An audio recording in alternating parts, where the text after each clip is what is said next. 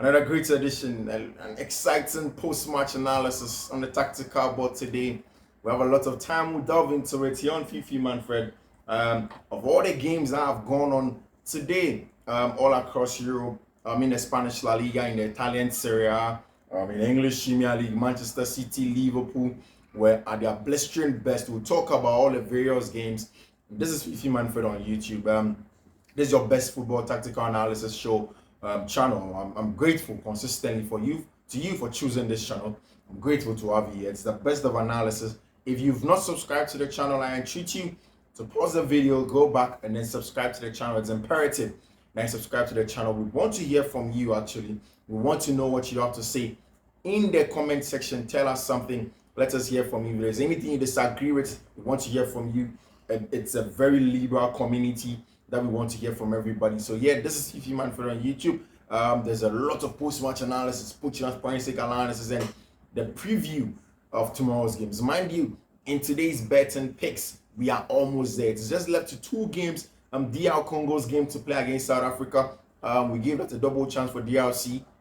And then, of course, Paris Saint-Germain's game. And then tomorrow, the big one in the African Cup of Nations final. So stick and stay with us. There's a lot to unpack for you here on Fiifi-Manfred on YouTube.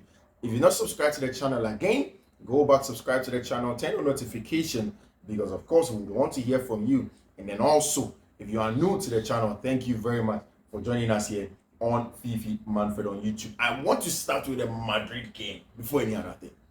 See, in the pre-match analysis, when I was in the studio, I said something. I remember I was telling Richardo that, see, this is the end of Girona, and they are not going to have anything. The kind of winning streak that they've been having, unbeaten streak, even post that Real Madrid defeat in the first round, it's going to stop at the Santiago Bernabeu. And it was for 2 reasons. Tactically, I believe strongly that the Madrid team have a set of players that are very tactically disciplined, and in terms of functional play, however you give them instructions, no matter how small it is, they're able to see it to the latter. And that's exactly the kind of team that Carlo Ancelotti has built. And if you watch the game today, this was arguably the best game for Vinicius Jr. throughout the season. It was his best game, in my opinion, setting up that goal for Jude Bellingham. That excellent goal, that was the first one. And he has also had a part to play in Jude's second goal. And then, of course, leading the press to win the ball from Koto in central areas, leading up to Rodrigo Goes' goal. That is the quality of that team. And look at this team. Look at how before the game, Rudiger was reported to be injured and was going to be out. But these guys have the personality in big games at the Estadio Santiago de Bernabeu to impose themselves in games, to show their mettle, to prove that they are top team, and then get a job done. And that is what you get from this Real Madrid team. And I've said it several times that, hey, you watch Madrid and then you get a sense that they are a well-honed side into it. But how did Madrid play in this season, and in fact for better part of last season, but more of the time this season, since Jude Bellingham came into the Madrid side, it has been more of a 4-1-2-1-2. So a 4-4-2 diamond, as people say it, a base of 4. Today, that base was Carvajal, Orienchi mainly, because of course Alaba is injured, and then Rudiger also couldn't pass the last minute fit test in the game. Then there was on the flanks or the fullbacks, or there was Folan Mendy and then Lucas Vazquez in there. Lucas Vazquez now has become a utility player, plays in these areas for the team. He seems to be doing very well. Then at the base of the midfield was very important. At the base of the midfield today was Eduardo Camavinga, who was sitting at the base of the midfield. And in a 4-1-2-1-2, the job of Eduardo Camavinga is obviously very crucial. He starts build up. He's also the point of call in terms of shielding of the back line, because there are 2 8s and a 10 in the game. Albeit the structure helps them close down central areas. His job is also very important. Then Cruz was one of the 8s. Then of course there was Federico Valverde. Then Jude Bellingham is at the apex of the diamond in here like that. So that's exactly what the diamond looks like. Jude Bellingham is at the apex of the diamond. Then up top, of course, was Vinicius Jr. and Rodrigo Goes. Whilst for Girona, they went into a 4-2-3-1, and that's what Michel's team have largely played. Sometimes they vary it into a 4-3-3, but in a 4-2-3-1. And one of the things that I felt also going into the game was the fact that the absence of Michel was going to be telling on his team, because His team is a team that thrive on his instruction. The fact that he had a red card in the game against Sociedad and wasn't going to be on the touchline, I knew it was going to affect them.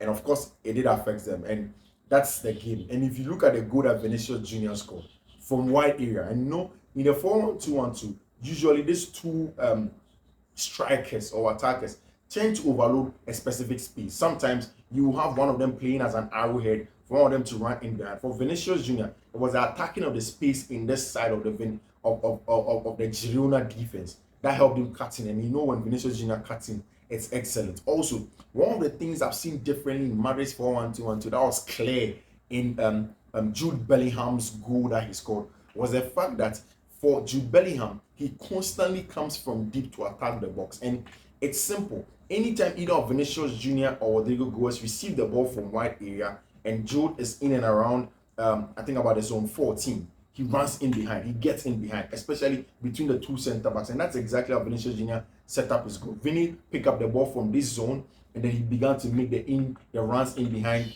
for Madrid. And of course, once he gets into the box, Jude Bellingham was always going to convert that ball into a goal. After that goal, of course, Vinicius Jr. was also very telling from wide areas.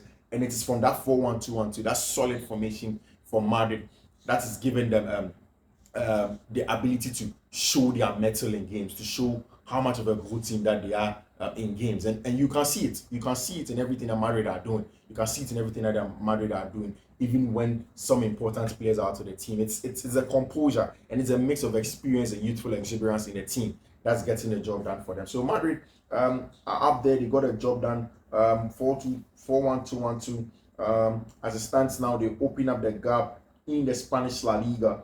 They've proven to be the most domineering one. Madrid now on 56 points, 6 points different between themselves, daylight between themselves and Girona. And that's exactly what the Madridistas wanted to have in their team. And exactly the goal that at the Estadio Santiago de Bernabeu. Of course, tomorrow there's going to be FC Barcelona playing against Granada. It's an important game for FC Barcelona. Whilst we are done with the Spanish La Liga for today, let us go straight into the Italian Serie A. And what a game that was.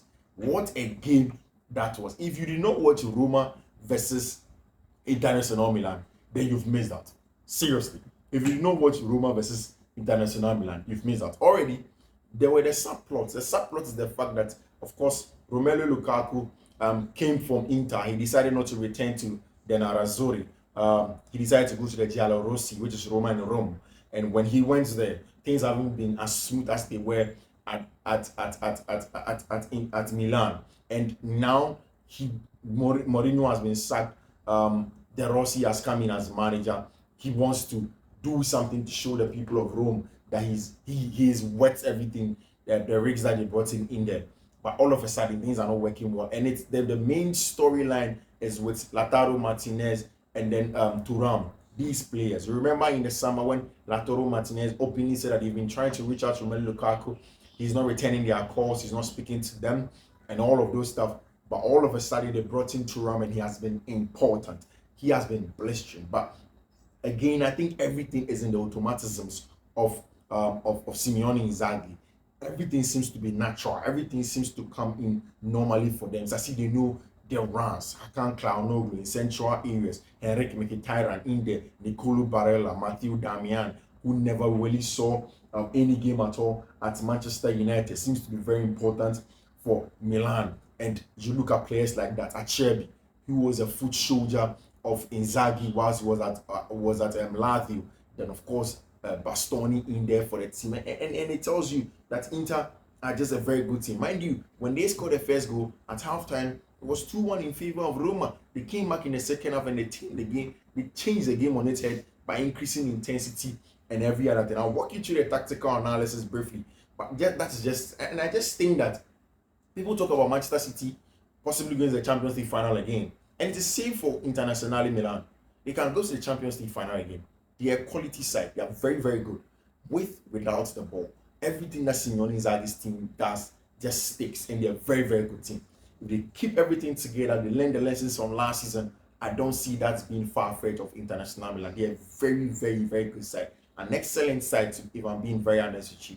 And that's the kind of team that you want to see. Of course, Roma went into a 4-3-3. That's what De Rossi seems to like since he joined them up there. Of course, Evan Ngika has not returned from international break. So at the back line was Mancini, Hussein, Angelino, Karsdorp, Rui Patricio obviously was imposed, Brian Cristante, Parades, and then Pellegrini make up the midfield three. This lacks the balance that you need in the middle of the park, especially against Kanoglu, Mkhitaryan, and then Barella. You were definitely not going to win that midfield battle between the two. And that was the point of view of my analysis, the pre-match analysis in there. Of course, up top was Dybala, Lukaku, and then El Shaarawy up front as well. Then in International Milan, you know already there was an obvious back three. That's most likely became a 5-3-2 where when they are without the ball, when they are defending. And the back three today started as Xabi, Pavard, and Bastoni. Pavard seems to be playing some good time since he left FC Bayern Munich. He has become very, very good. He's enjoying his football in Italy, and that's exactly what the Frenchman wanted. And Benjamin Pavard is having a very good time. Of course, this back three is miles in terms of less in quality compared to the back three that they had seasons before. I mean, that of Skriniar, Bastoni, De Vrij was a very, very good, excellent back three. But this season tend to get the job done as well. And I think that it's largely hinged on Bastoni, his ball playing ability, and also that of Pavard, the experience he has had in the three-back system with France and sometimes even with Bayern Munich. And then, of course, in the middle of the park right now, for me, the most excellent midfield through Barella. At the basis, Hakan Çalhanoğlu has been excellent as a 6. I don't think there's anybody in the business that's having a very good time this season that he is doing, controlling the tempo, the momentum of the game, with and without the ball, the pressing, everything from central areas. He's that cog that everything rotates around in the Internazionale Milan team. Of course, there is Mkhitaryan and Barella. Barella is the excellent box-to-box midfielder that every team wants. He's an epitome. He's an epitome of a proper number 8 box-to-box, attacking the opposing box, getting back to come and do the defending, sweeping up and doing all the excellent jobs that you want any team member to do in his team. And that's exactly what Barella is giving Internazionale Milan. Then you have your man Henrik Mkhitaryan, who's more of the creator in the middle of the park for them. Of course, the other players help in the creativity, but he does the creative job more. Then, of course, there was Damian, and then Federico Di Marco as the wing backs, then up top, making it the most balanced interside I've seen in a while. Marcus Thuram, and then, of course, Martinez. And, of course, the job of Marcus Thuram essentially in that 3-5-2 is to drop to be the hold-up player, the outlet, whilst Martinez gets in behind. But one of the things that people aren't seeing is that in games where there are big bulky centre backs, especially in this one where there was Mancini, there was Pellegrini, there was Cristante in the Roma side, Laro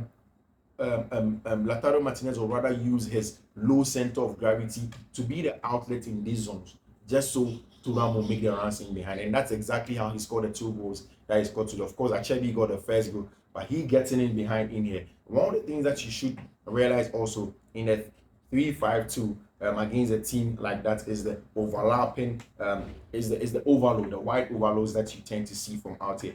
And they tend to do it very well. The wide triangles, the third man runs. When they have the ball here, whilst there's, let's say, a Di Marco to hold the width and keep the ball in here, there is the near side number 8. So in this case, if it is Mkhitaryan or Barella, they help play the combination play in here, whilst the attacker in Laro Martinez or whoever will making the runs in behind. Sometimes people like Barella will also come to the other side to help overload this zone. So in this case, it becomes a 3v2 in this zone, whilst there is also constant movement. The third man run is very important. There's the constant rotations in these zones, pulling out Roma from their block, and then also in high intensity, it's almost impeccable and almost impossible for you to stop it.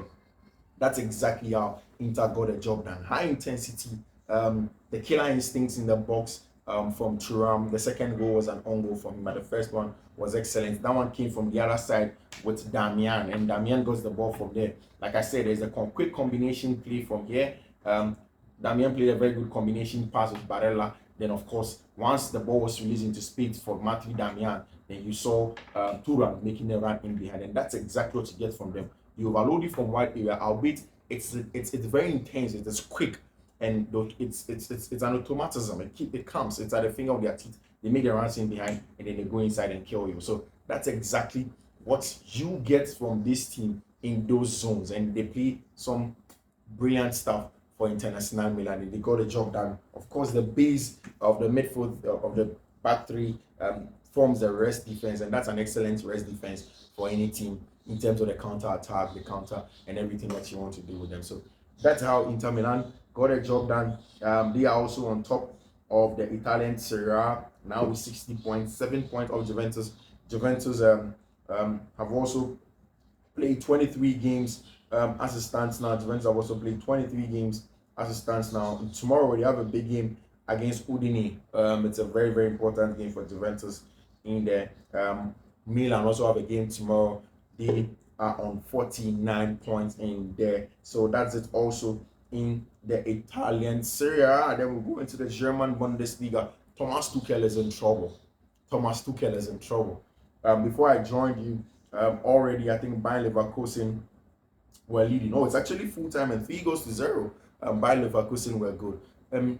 One of the things I saw in Xabi Alonso's team is what he used to do last season, and exactly like how Inter were playing against Roma today, but that's a little bit different. For the 5-3-2 of that was more like a 5-2-3 actually for Leverkusen, because Reis was playing as a false nine. Then there were two inside number 10s with a lot of pace in there. Then the base of two in there for Leverkusen. So it was actually Hadraki, Edmond Tapsoba making the back three. Tapsoba, Jonathan Tah, and then Henkapi, the Ecuadorian international. Then the wing backs were Stanisic and then Guillermo. Guillermo had a lot of pace to move up and down. He got a goal in this game. The midfield two was Andrich and then Xhaka. Very, very good on the ball. Excellent balance in there. And up top was Teller and then Ritz. But it was more like Ritz as a false nine, Teller and then Guillermo. And that formed the back three for them anytime that they were on the ball. That formed the midfield, the top three for them anytime that they were on the ball. And the base was just a two. Then Jonathan Tah, Tapsoba were excellent. I mean, essentially, Leverkusen's game was to just sit in the 3-5-2, wait for Bayern to make mistakes, let them come in, force the issue with them, and the turnovers led to goals. You see, I mean, everybody is speaking about Alonso. I've just been quick with a lot of dopamine rush when it comes to new, young, exciting managers, so much so that I just want to keep my tabs and not make an outright comment on Alonso. I want to wait till the season ends before I call it in on Alonso. But hey, Thomas Tuchel is in a lot of trouble. He also went with a 3-back: Dyer, Upamecano, Kim Jae-min, Boye, Goretzka, Plavolic, Mazraoui, Sani, Musiala, and Kane. That didn't seem to work. Tactically, they were class. They make mistakes. It was compact from Leverkusen, intense in terms of the counter press and the counter attacking. And at the Bay Arena, the fans made it a little bit hostile for Bayern. They couldn't get a job done. And then, of course, in the German Bundesliga, it means that outrightly you have your men who are on top. Bayern Leverkusen, 55 points, Bayern with 50 points. Wow. I just hope that they don't do a Dortmund this season like what Dortmund did last season. Of course, in the English Premier League, Manchester City were playing against Everton. Everton made it very difficult for them in a 4-5-1, in a 5-4-1 compact midfield. Like that, very, very compact. They shuffled Man City. Man City had to be very patient, but hey, it is always a cheat code when you have Erling Braut Haaland up here. You go long to him, he holds up play, draws two center backs close to him. There is space for other attackers to run into. That's the job of Erling Haaland. It is almost illegal to have Erling Braut Haaland in your team. The hold up play is excellent, and that connection between himself and Kevin De Bruyne is almost impeccable. And I think that's something that this Man City team have that helps them variate their play. When you want to go physical with them, they come. When they want to control games technically, they come. When they want to play more transitional, of course they can with Haaland, like what they did against Everton. When you come and play games like this with him, then they can go along with Erling Haaland, use win second balls. Kevin De Bruyne plays the balls in behind, and he's prolific as well. And that's exactly what he gives you. And you see, one of the things about Erling Haaland is that he can hold his own against any defender in the world. Any defender in the world, he can hold his own against them. Man City started the game. Man City started the game in a 4-2-3-1. I mean, you can tell that to be the box midfield, the three at the back. Akanji, Diaz, Stones dropping into another platform. A double pivot in here. with Rodri, then noon Matheus Nunes pushing up in the half space on the left hand side for Foden, Alvarez and Doku. So if you looked at the game, it was only Doku that was giving Man City the width. And this was simple. The plan was to make sure that because Everton were congesting central areas, we have a lot of inside turns and players are comfortable receiving in the half turn and half spaces to stress them when they're on the ball. And I think that was a very, very, very good plan. Of course, the difference maker was Erling Haaland and Kevin De Bruyne when he came on. Liverpool also had an excellent win against Burnley. It's a good one for Liverpool. We knew that we were going to get a job done. Preview tomorrow's games for you, so don't go nowhere. Stick and stay. There's Nigeria, La Cote d'Ivoire. We'll do that in just a few minutes. There's West Ham, Arsenal, Aston Villa, Manchester United. Then there's a Chelsea game, Fiifi, Barcelona. Stick and stay with us. My name is Fiifi-Manfred. It has been an honor having you here on the Saturday General Post-Match In-Depth Analysis on the Tactical Board. If you're not subscribed to the channel, you should now. See you. Bye-bye.